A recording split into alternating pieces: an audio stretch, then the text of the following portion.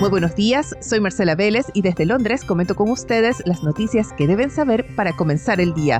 Bienvenidos a Primer Click de Diario Financiero.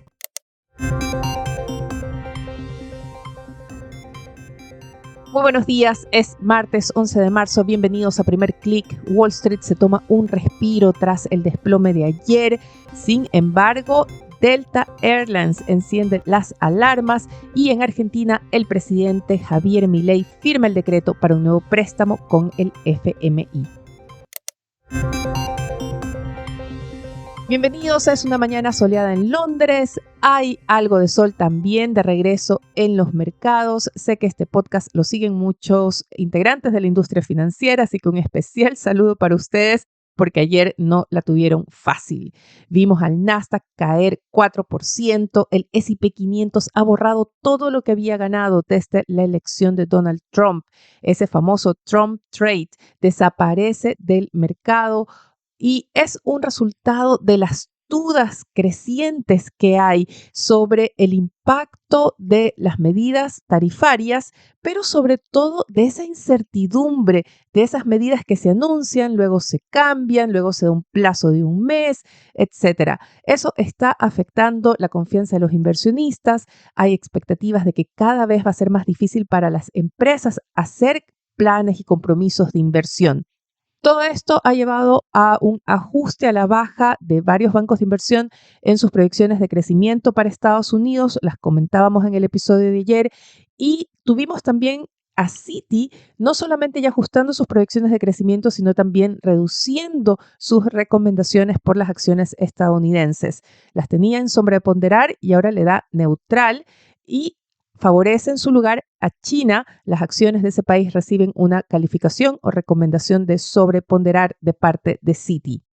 Muy importante, hay que destacar que Citi no habla de pánico, no habla de un cambio radical de escenario, no habla de una recesión, habla de una pausa en el excepcionalismo estadounidense, ese discurso que llevó a que muchos inversionistas concentraran sus portafolios en acciones de ese país, sobre todo tecnológicas. Eso explica también que este sea el sector que ha sido más golpeado en este ambiente de aversión al riesgo y de dudas que se ha apoderado sobre Estados Unidos. Vimos ayer los papeles de Tesla caer 15%, Nvidia perdió 5%, en general las 7 magníficas han sufrido las mayores pérdidas. Esta mañana, por el contrario, vemos que estos papeles tienen un ligero repunte si se lo compara con las caídas de ayer. Las acciones de Tesla operan con un avance de 2% antes de la apertura, Nvidia opera con un avance de 1,4% y esto está dando el impulso necesario para que los futuros de Wall Street busquen una apertura en verde. El Nasdaq sube a esta hora 0,51%, los futuros del S&P 500 un 0,36%. Otros mercados no han logrado todavía tener ese respiro o contagiarse de esa cierta calma que vuelve a los papeles estadounidenses. Vemos en Europa una sesión más bien mixta. El Stoxx 600 opera casi plano con una ligera caída de 0,04%, pero los índices han ganado fuerza en las últimas horas. En Asia vimos una caída del índice regional de 1%.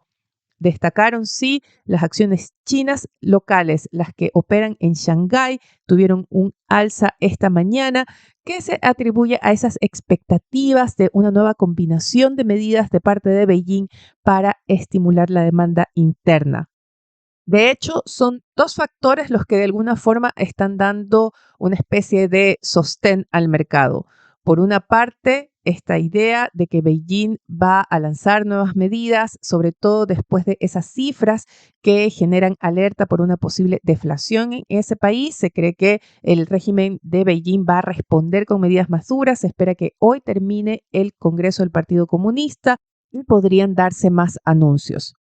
Otro factor es Europa y ha sido la gran protagonista en el último mes. Las acciones europeas han ganado el favoritismo de los inversionistas, están las apuestas por las acciones europeas alcanzando niveles no vistos en años, y este es un reflejo de esas expectativas de que Europa se va a lanzar a un plan masivo de inversiones en infraestructura, también sobre todo en defensa. El corazón o el centro de estas expectativas es Alemania.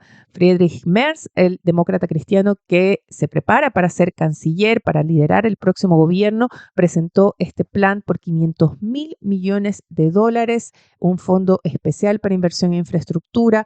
Ha presentado o está impulsando una reforma constitucional antes de que cambie el Parlamento para poder elevar el límite de la deuda.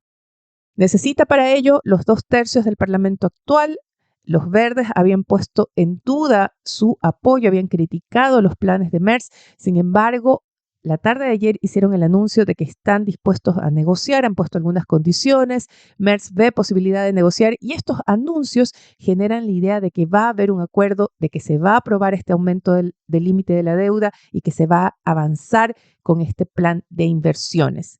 Eso es lo que está generando cierto optimismo en Europa, a lo que se suman las expectativas de que haya un pronto fin a la guerra en Ucrania.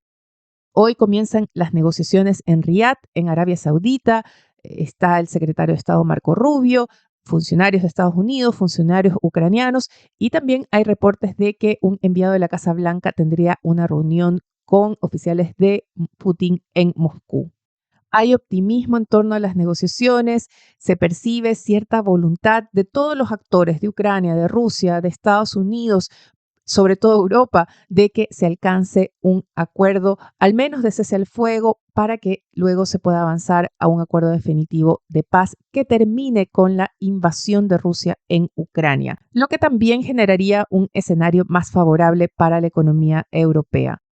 Así se puede hablar de escenarios que contrastan. Una Europa en la que las expectativas es a que haya un repunte de las inversiones y el crecimiento, y un Estados Unidos que era el favorito, que parecía intocable, invulnerable, y ahora muestra algunas grietas ese discurso. ¿Necesariamente porque hay cambios estructurales? No, pero sí por este impacto que se teme de las políticas tarifarias de Donald Trump y la demora en sacar adelante, por ejemplo, los recortes tributarios. Y esta mañana ya Delta Airlines da la alerta sobre cómo la incertidumbre está afectando no solo a las empresas y a sus planes de inversión, sino también a los consumidores, que han sido clave en ese comportamiento excepcional de la economía de Estados Unidos, desafiando, por ejemplo, el alza de precios, la inflación, manteniendo sus niveles de demanda. Lo que vemos hoy, nos dice Delta, es un cambio en el comportamiento de esos consumidores, registra una menor demanda por vuelos locales y eso lleva a que la aerolínea recorte sus proyecciones de negocios, de ventas, de utilidades para el primer trimestre. Las acciones de Delta caen a esta hora 11% antes de la apertura. Arrastra a otras firmas de la industria. Se teme que esto comience a multiplicarse en otras empresas, sobre todo vinculadas a gastos no imprescindibles de los consumidores.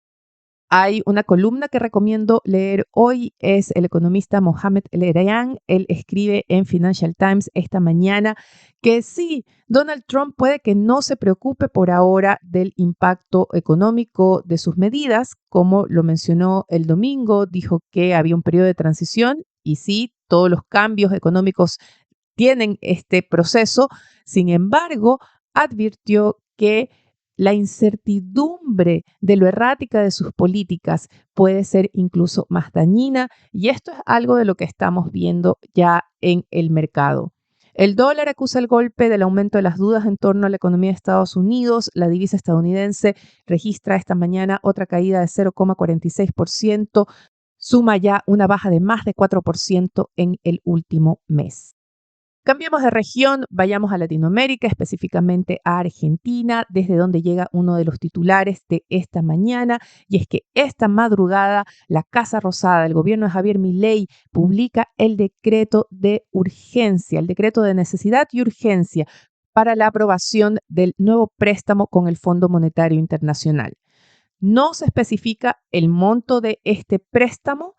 sí se especifica que el dinero va a ser utilizado para pagar la deuda del gobierno con el Banco Central.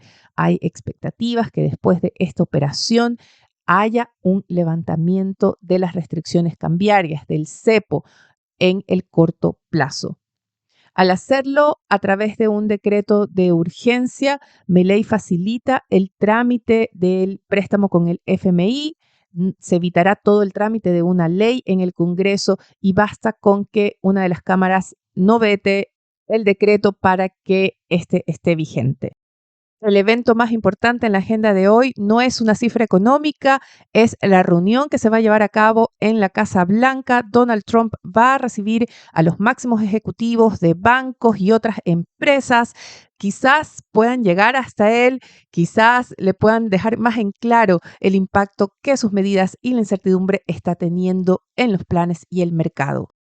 En la región tenemos la encuesta de expectativas económicas en Chile, que publica el Banco Central los resultados esta mañana, y en Brasil tendremos datos de producción industrial.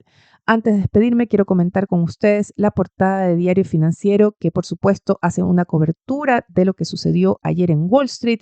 Otro de los titulares destaca una entrevista con el ministro de Hacienda, Mario Marcel, quien hace un balance de los últimos 3 años y responde a los críticos recordando el desequilibrio mayor fiscal que había por resolver al momento de su llegada al ministerio. Con esto me despido por ahora. Los invito a que sean actualizados de las noticias del día y más visitando nuestro sitio web df.cl y dfsud.com con las noticias de Latinoamérica.